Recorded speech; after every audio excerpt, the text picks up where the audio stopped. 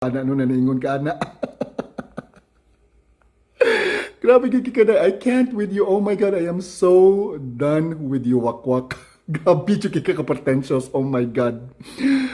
Kibaw mo, pangusgan yun kayo na nila nga makadaog yun si Gwendolyn Garcia mo nang gisuportaan yun siya maayo ni BBM. Now, let me tell you why nga nang gisuportaan yun siya pang-ayo ni BBM. Nagianha yun siya gigituyo. Kay napiangan naman guna siya sa Mindanao. Wa na siya supporters dito sa Mindanao. Maunang importante gyud para gyud sa administrasyon nga naa gyud sila kaalyado nga makadaog sa richest province of the Philippines, which is Cebu.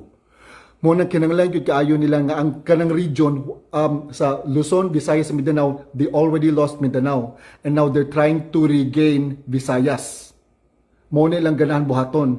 So, mapildi na si Wakwak is a win for the entire Filipino people. It is not just a win for the Cebuanos. It is a win for the entire nation.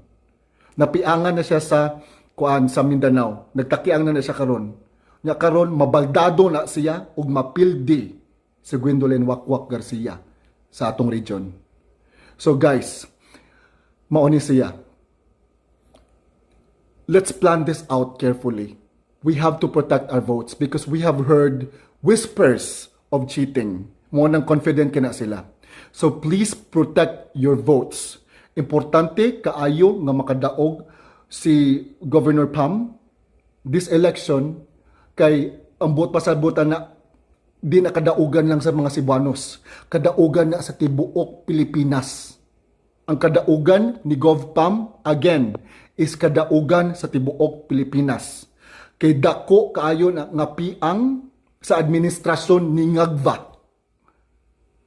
Sa adik nga presidente niya sa Pilipinas. So that's our goal this 12th of May.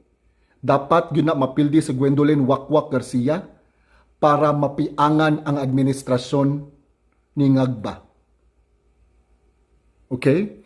Nya, nahibong sa kudo, Comelec, di ba, niingon mo nga bawal na gamiton ang kanang kuan 20 peso per kilo nga rice sa campaign? Nga naman na si Gwendolyn Wakwak Garcia, ayaw man nagisingkit-singkit siyang campaign. Is she above the law? Nga naman na. Please tag Comelec with this video. Kay murag nagpakabuta bungol sila da sa ilang kuanda silang kaugalingong mando da. Ingon sila bawal daw kuno na gamiton sa mga candidates. Ngano gigamit pa na ni Wakwak? Ngano yung nang gisinggit sa stage? Confident kayo, no? Confident kayo. Unya naapag yun. Puno. Oh, tuod puno. Pero, unsa man ni?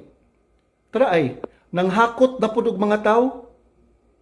Namugos og mga tao. Naapay mga listaanan. Okay, di ba? Kita mo na, nailista-lista. Yeah. Unya naapag yun mo. Naapag yun na ang inyong kanang kuan, inyong kagulingon nga polls.